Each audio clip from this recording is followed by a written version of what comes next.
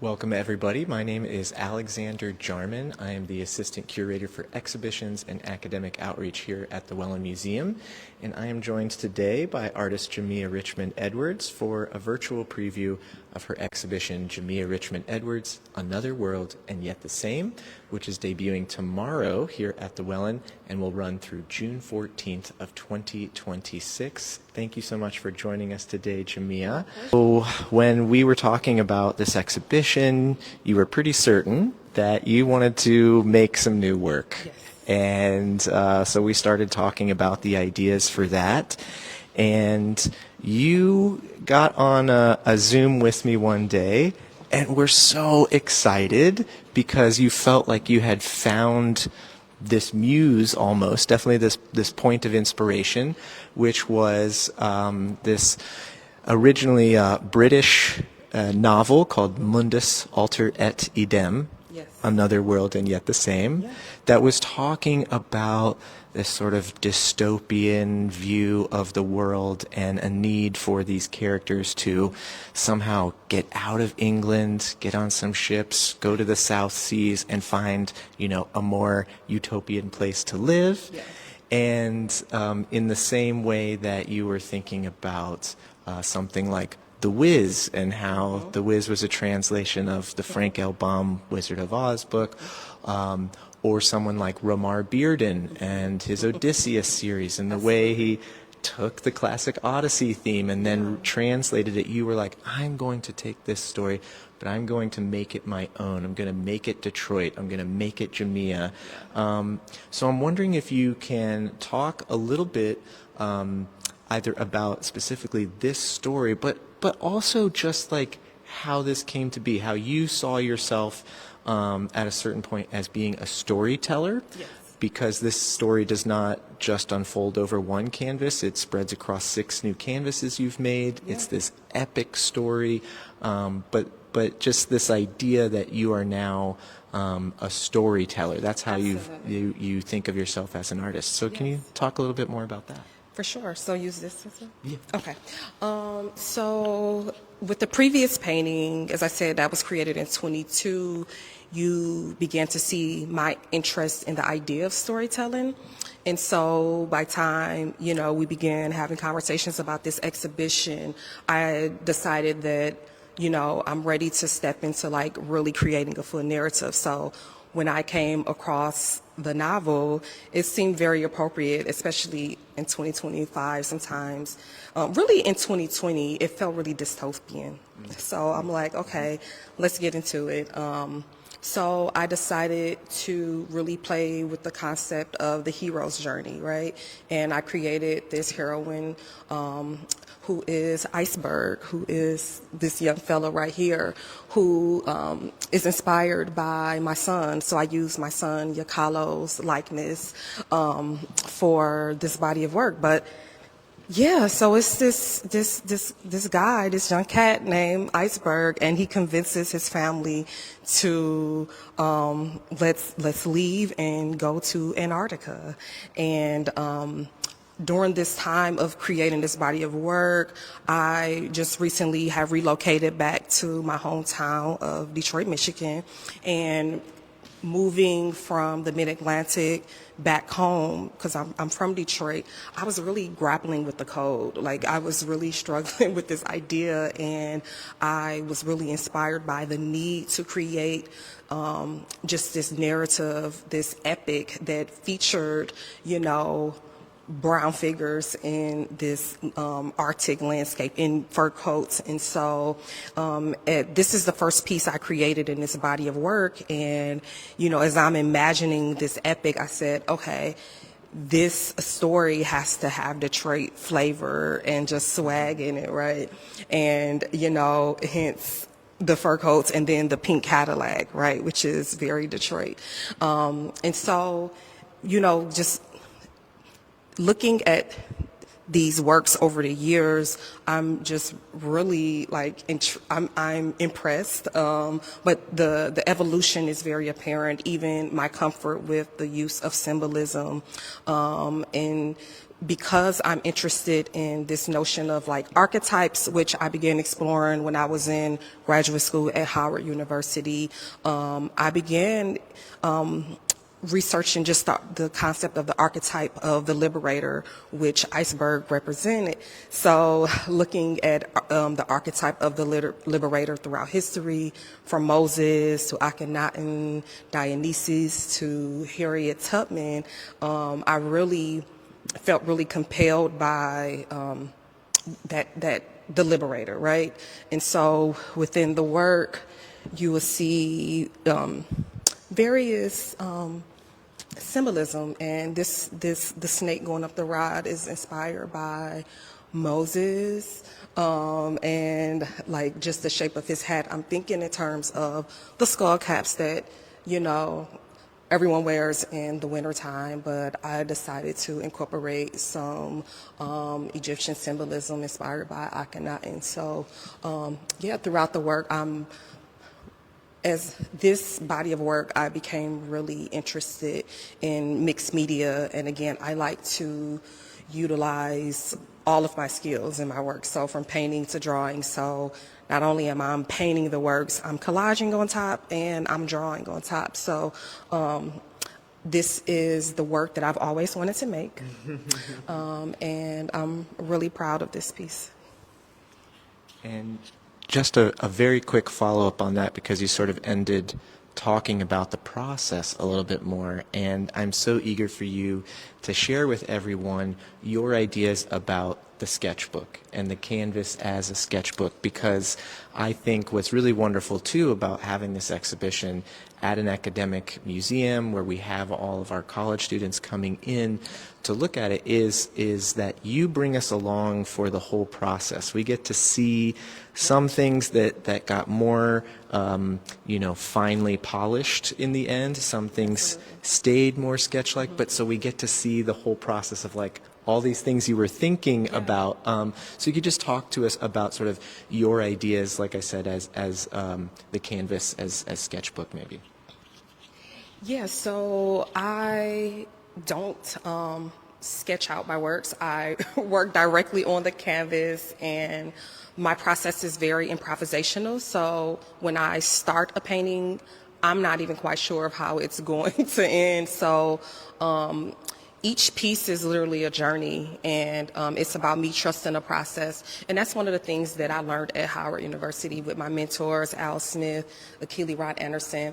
One of the things that I was taught was the importance of listening to jazz and understanding, like, you know, how to move intuitively within the work. So yeah, this is heavily improvised, all improvised. And, you know, typically I start off with the figures and I place them on the canvas, and the rest of it just unfolds. Hope I answered your question. Amazing, yes. And I'm not, you know me. I want to get us off onto the music tangent, but I want to bring Dr. Harvey back into the conversation, because you all are going to look at one of my favorite pieces in the new body of work. So I'll hand it over to Dr. Harvey. Awesome. Thank you so much. So as we walk down to the painting, I wanted to focus on your painting entitled "Be Free, My Love, You Know the Way." And when I see this work, it really reminds me of the cultural rituals that help us define and create community. So could you discuss exactly the role of shared cultural expressions like HBCU band culture in this new body of work? Thank you. So I am a two-time HBCU graduate. I attended Jackson State University for undergrad, and of course Howard University for graduate school. And fun fact about me, I have a background in music. So I started off on clarinet at age 9, and then I shifted into French horn by the time I was in middle school, and I was in marching band throughout. And I had a partial scholarship for marching band, French horn, for Jackson State. So what I discovered about my work, and this was around 2020, and it wasn't it wasn't conscious, but a lot of my works are literally processional. So the work that we looked at, it was part of a procession. And so as I was thinking about this notion of this family, you know, taking an expedition to Antarctica, I'm thinking about a processional. And the beginning of all processions is the banner girl, right? And so I had my niece and my cousin pose for this piece, and oftentimes, because I'm thinking very narrative-based and I have a background in music, this is a movie that's playing out in my head, right? And so it's a musical that's playing out in my head. So as I'm thinking about this particular scene, is, you know, I have a dancer that's sort of like framing the banner, and then we have the unicorn because this is a magical procession, right? And as you see with this, I'm really proud of this particular painting because you're seeing my comfort with like symbolism, right? And so you have the labyrinth in the center, you have this snake that is wrapped around the canvas, wrapped around the dancer's leg, and the snake is essentially freeing the bird. So, yeah, although these are narratives in my world, I am pulling from culture, which is band and marching, which is, you know, a very ancient ritual that, you know, we've taken part of. And yeah, I'm really, really proud of this. And I just want to say I'm sorry. And all of these pieces, I have glitter gloves on here, and the glitter gloves is literally inspired by Michael Jackson. Because I'm like, in order to take on a feat to this scale, you have to be bad, right? And there's no one badder than Michael Jackson. So that's kind of like my ode to MJ, and I always think about him. So, yeah, if that answers your question. It does, and thank you for this. I think you also give us a view of thinking through the idea of call and response in Black culture. So, Alexander, I'll bring you back.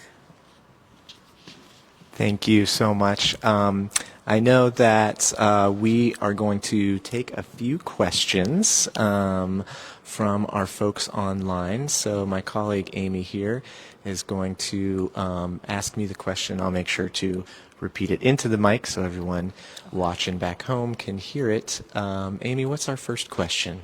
First question is for Jamea. Your practice incorporates acrylic, glitter, graphite, ink, oil, pastel, and collage. What draws you to these layered materials, and how do they help you capture your vision? Ooh, that's a great question. So the question is thinking about all of the different materials that you use and wanting to, for you to comment about your attraction to, your desire to use all of those. And I think I'll just add on to that, you know, I'm very interested in how you describe yourself, because even when we were doing our docent training, I think we were going back and forth and saying, oh, you're a collage artist. Oh, no, you're a painter. Oh, you, and obviously you make videos, you make sculptures. But so, yes, definitely first talk about those materials and why you use them. But then how does that also make you think about how you describe yourself as an artist? Okay. For sure. So another fact about me is I spent 13 years in education, teaching fine art, and primarily in secondary education. And what's really amazing about being an educator, an art teacher, is I have to literally teach my students all of the things, right? From theory to graphic design to collage and so forth and so on. So when I look at my body of work, I see my art teacher background. So you see like the construction paper, you see the glitter, like all the things that you would find in an art classroom. So not only am I my history as a teacher is reflected in terms of the materials, but also just all the skills that I've learned, so that I had to learn in order to teach the students. And so over the years, I just said, you know, historically, I felt like I had to choose one thing, like painting or collage, and the reality is I can do all the things. And yeah. Yeah. Amy, do we have another question? Yes, this one's from Melanee. We have, she would love to hear more about the role of portraiture in your work, especially in the work we just looked at. It seems like while the composition is fantastical and more abstract, it is grounded in the faces of these two women in the center of the work.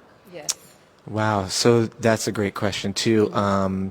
And the person asking the question wanted to hear a little bit more about the role of portraiture, and that you are painting sort of fantastical things, but also you're including real people. So who are these people, and maybe can you talk a little bit too about how central illustration is to your practice as well? Yeah, for sure. So I'll say one of the things that I discovered in this process, and Alexander, you really helped bring out like my background as an illustrator. So I have a really great career because I've done many things from education and also illustration. I've illustrated children's books, multiple covers, and within that, you reminded me of my inspiration of Norman Rockwell. So when I was in undergrad, I was heavily low-key obsessed with Norman Rockwell.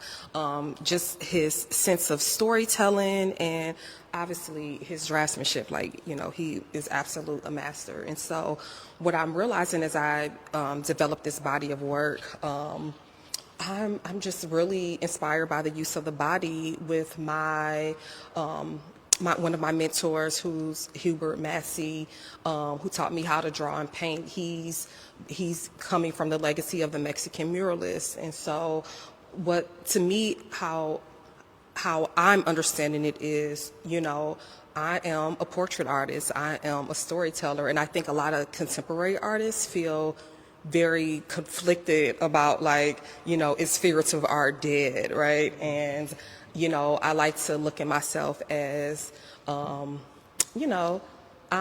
pushing it forward. So yeah, I am inspired by the portrait, and I'm also just interested in evolving not only my practice but just contemporary art. I feel like you should see new things in all facets of creation, from music, and what I'm really interested in is the play between abstraction and figurative work.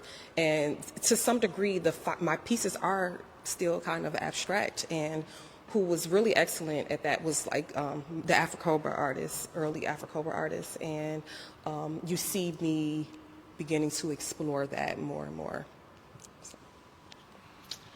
Yes, I feel like that's reminding me that two of the artists I feel like you have talked about over and over in terms of this inspiration from the portrait side of things are Norman Rockwell and Kerry James Marshall, and how you keep going back to them as points of inspiration.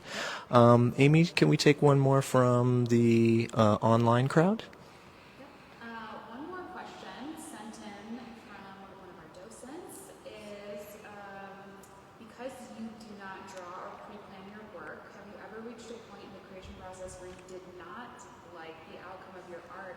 Do you restart or revise? So the question, great question, is revolving around, this idea of you walking up to the canvas, letting your intuition guide you, which can be exciting, but also may lead to a result that you're not entirely happy with. So when you have those unhappy moments, are you starting over? Are you continuing to work with it and morph it? How do you deal with that disappointment? Yeah, there is no disappointment.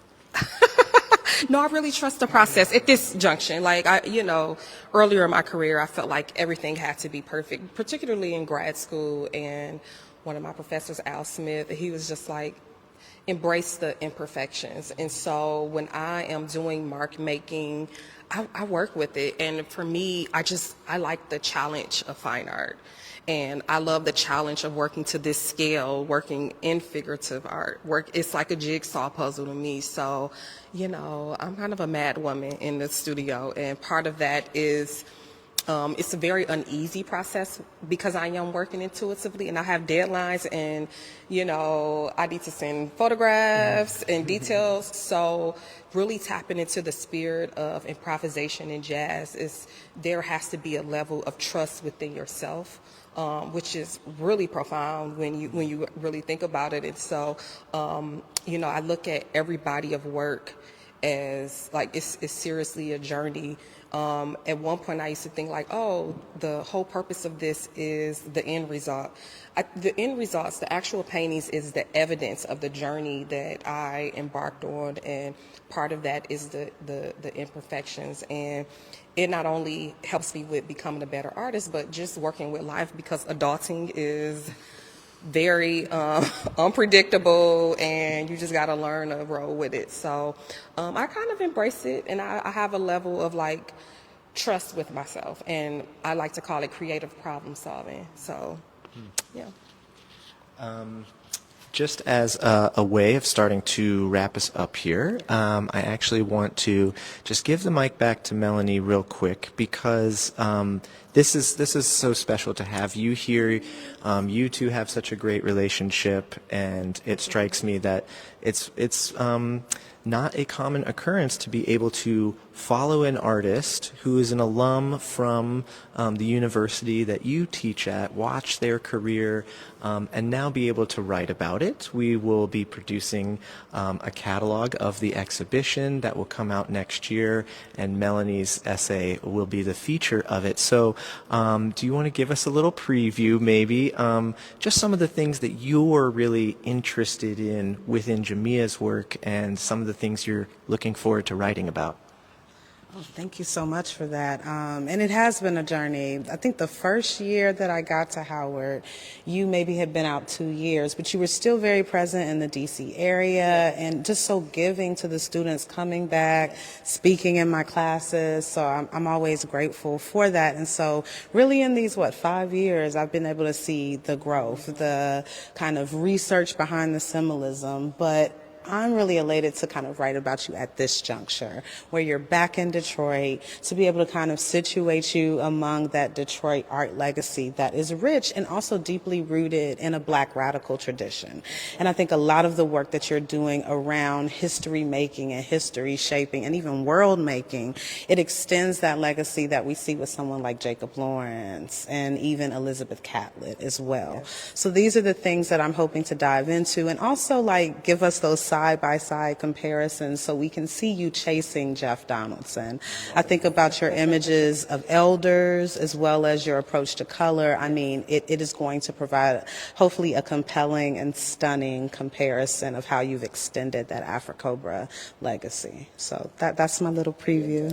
Thank you for that. This has been our virtual preview of Jamea Richmond-Edwards, Another World and Yet the Same, which, as I said, opens here tomorrow at the Wellin Museum of Art and runs through June 14th of 2026. If you're nearby the Hamilton College campus, we hope you come for the opening reception tomorrow and the panel discussion. That all kicks off at 2:30.